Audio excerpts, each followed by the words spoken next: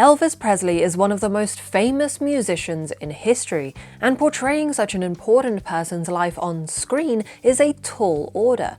Baz Luhrmann's attempt at this task is colourful, loud, and incredibly entertaining. But before I get further into reviewing this atypical biopic, please consider subscribing and switching on notifications, as it really helps to support our channel.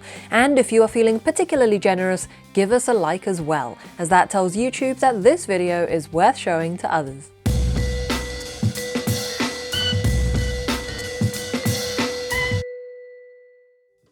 Let's get one thing straight. This film is worth watching for Austin Butler's performance alone. He is phenomenal as Elvis, nailing his mannerisms and his changing voice throughout the years, portraying the star's tragic story with heartbreaking accuracy. One of the things that makes Butler so convincing as Elvis is that he actually performs all of the songs in this film, which is no small feat considering the shoes he has to fill. He doesn't break concentration or character when he's performing on stage. This was helped by the fact that he could already sing and play guitar in real life, but it's one thing portraying a musician on screen and another thing entirely portraying one of the most unique and iconic musicians in history. It is in these performances where the film shines the most, using Elvis's signature moves to motivate the camera and editing to create an electric pace. Director Baz Luhrmann's expertise in spectacle and musicality lends itself to this subject matter beautifully. The first concert was especially crucial, as this was the first time that the audience on screen and off screen see Elvis in motion. The hyperventilating women and uncontrolled hysteria triggered by those hip movements was at times pretty hilarious and exaggerated, but it did make a good point. Elvis had started something and there was no going back. I also really loved the performance in Rosewood Park Stadium, which was an act of rebellion from Elvis against the people who were seeking to stifle his individuality and overt sexuality. So everything about this performance was heightened to the upteenth degree. The diegetic flash photography and use of film cameras throughout the scene motivated slow motion, giving the audience a few moments to catch their breath as they watch Butler's energetic performance. It was a truly exhilarating scene. Now opposite Austin Butler was Tom Hanks, who plays Elvis's manager, Colonel Tom. And whilst Butler's performance felt incredibly authentic, Hanks's performance felt awkwardly inauthentic. He felt like a caricature of a person, like he was performing in the circus that his character used to run. This was made worse by the prosthetics, which, though were impressive, couldn't disguise Tom Hanks enough to not make it weird to look at him. Throughout the film, I was hyper-aware of this facade. On the one hand, this was distracting. His heinous persona was like that of a fairy tale villain, masked in secrecy and difficult to connect with on an emotional level. On the other hand, the exaggeration only amplified character traits that were already there. Presenting these characters in this modern fairy tale sort of way is a genius interpretation of fame and how it affects its stars, who serve as the princesses and princes, and in this case kings, of the story. The film is narrated by the Colonel, and one of his first lines is that he didn't kill Elvis, he made him. And this connects perfectly with traditional fairy tales, where the hero really wouldn't be a hero without the villain. Luhrmann explores this figure of the Colonel as a villain and how he consistently fed Elvis poisoned apples throughout his career, fueled by his problematic gambling addiction. However, it becomes clear that every decision the Colonel made, especially early in Elvis's career, only contributed to him becoming a star and musical legend.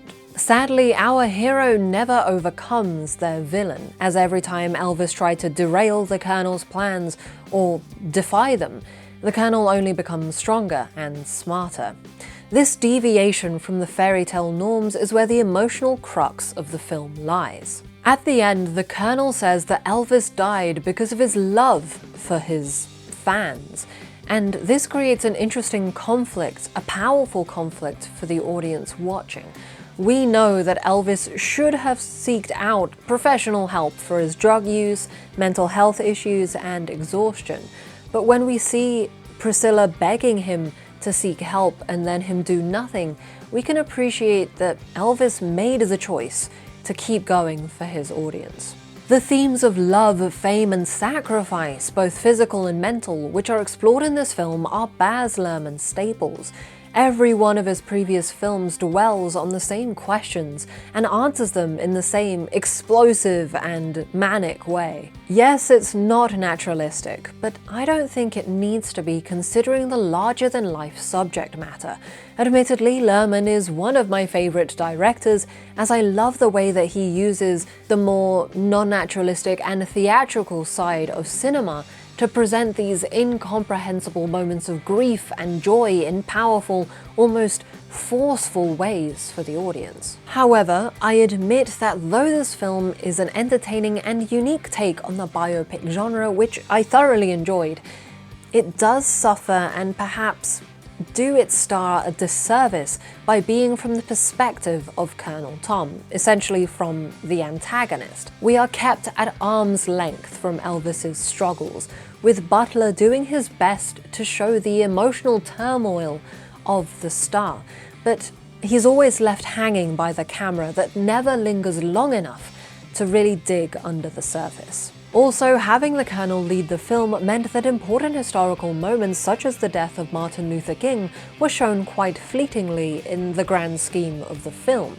Similarly, Elvis's friendships and relationships, such as his friendship with B.B. King, were not given enough time on screen to make an impact, often being used as musical transitions, such as when we get to Elvis's movie-making part of his life and the people close to him are introduced as if they are in an intro to a film, the starting credits of a film, and their names are never really mentioned after that. I suppose a good way of thinking of this film is as a first-rate presentation of Elvis Presley, the business, but not Elvis Presley, the person.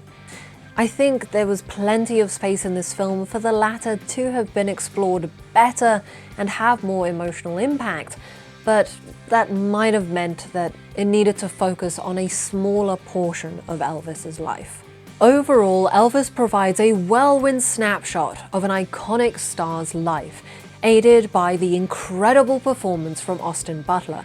It leans into the fairy tale interpretation in order to create a spectacle that is very much in line with director Baz Luhrmann's signature style.